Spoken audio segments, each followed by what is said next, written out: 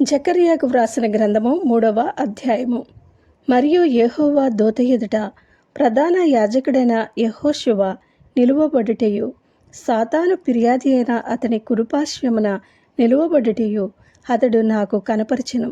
సాతాను, యెహోవా నిన్ను గద్దించెను, యెరూషలేమును కోరుకుని యెహోవా నిన్ను గద్దించెను. ఇతడు అగ్నిలో నుండి తీసిన కొరవి వలెనే ఉన్నాడు గదా అని యెహోవా దూత సాతానుతో అనెను.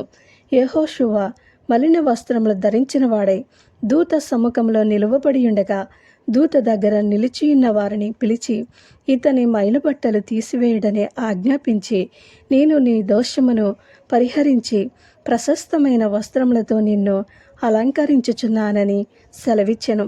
అతని తల మీద తెల్లని పాగా పెట్టించుడని నేను మనవి చేయగా, వారి అతని తల మీద తెల్లని పాగా పెట్టి వస్త్రములతో అతనిని అలంకరించిరి. యెహోవా దూత దగ్గర నిలుచుండెను. అప్పుడు యెహోవా దూత యెహోషువకు ఇలాగూ ఆజ్ఞ ఇచ్చెను. సైన్యములకు అధిపతియగు యెహోవా సెలవిచ్చినదేమనగా, నా మార్గములలో నడుచుచు నేను నీకు అప్పగించిన దానిని భద్రముగా గైకొనిన ఎడల నీవు నా మందిరము మీద అధికారివై నా ఆవరణములను కాపాడువాడవగుదువు. మరియు ఇక్కడ నిలువబడు వారికి కలిగినట్లు నా సన్నిధిని నిలుచు భాగ్యము నీకిత్తును. ప్రధాన యాజకుడువైన యెహోషువ నీ ఎదుట కూర్చుండు. నీ సహకారులు సూచనలుగా ఉన్నారు. నీవును వారును నా మాట ఆలకింపవలెను. ఏదనగా, చిగురు అను నా సేవకుని నేను రప్పింపబోచున్నాను. యెహోషువ ఎదుట నేనుంచిన రాతిని తేరిచూడడి.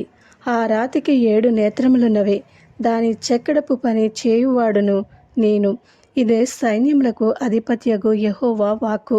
మరియు ఒక దినములోగానే నేను ఈ దేశము యొక్క దోషమును పరిహరింతును. ఆ దినమున ద్రాక్ష చెట్ల క్రిందను అంజూరపు చెట్ల క్రిందను కూర్చుండుటకు మీరందరూ ఒకరినొకరు పిలుచుకుని పోవుదురు. ఇదే సైన్యములకు అధిపత్యగు యెహోవా వాక్కు. ఆమేన్.